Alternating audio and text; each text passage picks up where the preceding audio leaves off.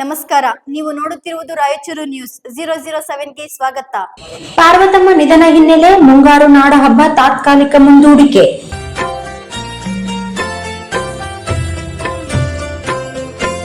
ಮುನ್ನೂರು ಸಮುದಾಯದ ಹಿರಿಯ ಮುಖಂಡರು ಹಾಗೂ ಮಾಜಿ ಶಾಸಕ ಎ ಪಾಪರೆಡ್ಡಿ ಅವರ ಧರ್ಮಪತ್ನಿ ಪಾರ್ವತಮ್ಮ ಅವರ ನಿಧನದ ಹಿನ್ನೆಲೆಯಲ್ಲಿ ಆಯೋಜಿಸಲಾಗಿದ್ದ ಮುಂಗಾರು ಸಾಂಸ್ಕೃತಿಕ ರಾಯಚೂರು ನಾಡ ಹಬ್ಬವನ್ನು ತಾತ್ಕಾಲಿಕವಾಗಿ ಮುಂದೂಡಲಾಗಿದೆ ಎಂದು ಮುನ್ನೂರು ಕಾಪು ಸಮಾಜದ ಕಾರ್ಯಾಧ್ಯಕ್ಷ ಕೃಷ್ಣಮೂರ್ತಿ ಉಟ್ಕೂರು ತಿಳಿಸಿದ್ದಾರೆ.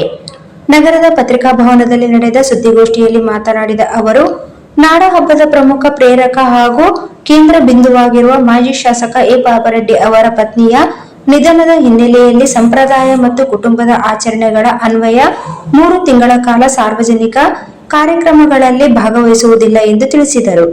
ಈ ಕಾರಣದಿಂದ ಹಬ್ಬದ ನಿಗದಿತ ದಿನಾಂಕವನ್ನು ಮುಂದೂಡಲಾಗಿದ್ದು, ಹೊಸ ದಿನಾಂಕವನ್ನು ಶೀಘ್ರದಲ್ಲೇ ಪ್ರಕಟಿಸಲಾಗುವುದು ಎಂದು ಹೇಳಿದರು.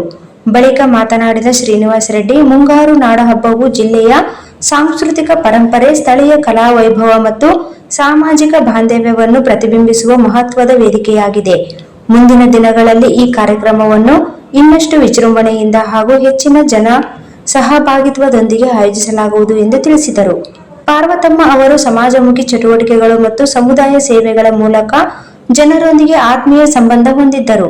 ಅವರ ಅಗಲಿಕೆ ಸಮುದಾಯಕ್ಕೆ ತುಂಬಲಾರದ ನಷ್ಟವಾಗಿದ್ದು, ಅವರ ಸೇವೆ ಮತ್ತು ಕೊಡುಗೆಗಳು ಸದಾ ಸ್ಮರಣೀಯವಾಗಿರಲಿವೆ ಎಂದು ಸಭೆಯಲ್ಲಿ ಅಭಿಪ್ರಾಯ ವ್ಯಕ್ತವಾಯಿತು. ಈ ಸಂದರ್ಭದಲ್ಲಿ ಗೋವಿಂದ ರೆಡ್ಡಿ, ಜನಾರ್ದನ್ ರೆಡ್ಡಿ, ಬಂಗಿ ನರಸರೆಡ್ಡಿ, ಪುಂಡ್ಲ ರಾಜೇಂದರ್ ರೆಡ್ಡಿ ಹಾಗೂ ಪ್ರತಾಪ್ ರೆಡ್ಡಿ ಉಪಸ್ಥಿತರಿದ್ದರು.